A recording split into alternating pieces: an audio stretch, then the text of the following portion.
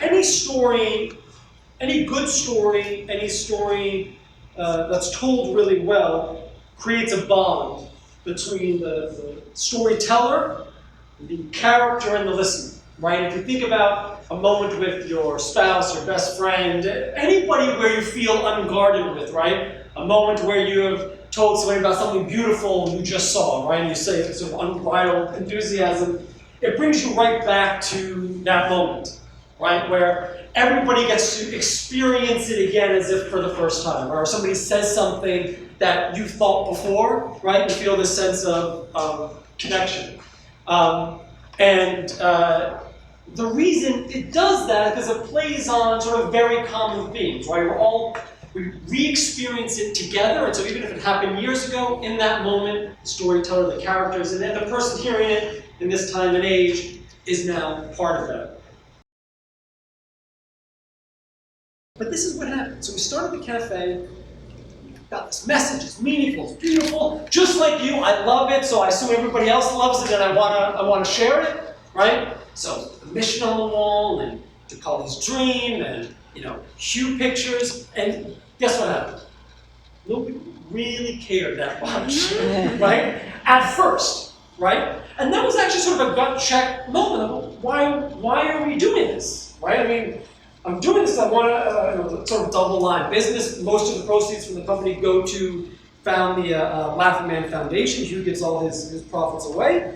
But nobody cares about the message, right? Why? Because nobody's walking into the coffee shop looking for the meaning of life, right? They're walking into the coffee shop to get a great cup of coffee, right? In a fast and friendly manner, right? So this was really a wake-up call. What people are searching for is not so much the meaning. We have the message we want to tell them, right? And we love it, so we think they're going to love it.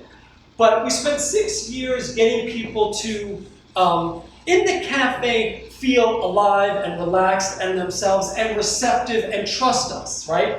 And now they love our story, right? Now they love what we do. Now they ask about fair trade. Now we can have that conversation with them. But I feel like they've had a very good interaction with an organization representing fair trade, right? I mean, if you're going to talk about these principles and they come in and feel nothing of the ethos of what we're about, then there's a disconnect. So if we get back to this idea of what people are searching for is this feeling of being alive, it's instructive for retail and commerce and customer service.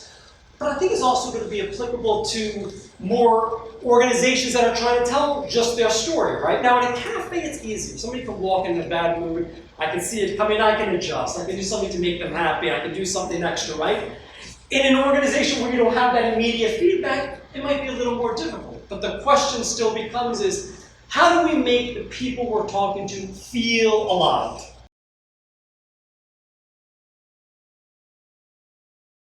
When we feel alive, we're naturally compassionate, we're naturally open, we're naturally receptive. And I think it's something communities like ours could do a little better, right? We have the message, but in a way we have to sort of put our message aside and really listen to the people we're talking to, right? Really figure out what makes them tick. Being compassionate is not difficult once you're sort of open, right? And again, you go back to moments where you're on guard with your best friends, you're just naturally more open to ideas and people. The person who makes their constituent or their customer feel alive, if you make the people we're talking to feel alive, it's your story they will listen to, right? And there's a lot of competition, right? There's fair trade, there's save the whales, there's whatever, right? All good, right? You walk down the street, you have a time for this, you have time for that, you have time for that, right? Which it must be effective in some way, but I don't get it. Because it never leaves me feeling good. It always leaves me feeling sort of guilty, right? And that is a perfect example of what we don't want to do, right? You don't want to make somebody feel overwhelmed and, I'm a bad person. You want to call on these natural chords of storytelling. So I think that's a level that somehow we can learn to all apply whatever situation we are, is to make that person feel alive. And if it's your story that does it, for lack of a better phrase, you win. It's your story, they'll love it.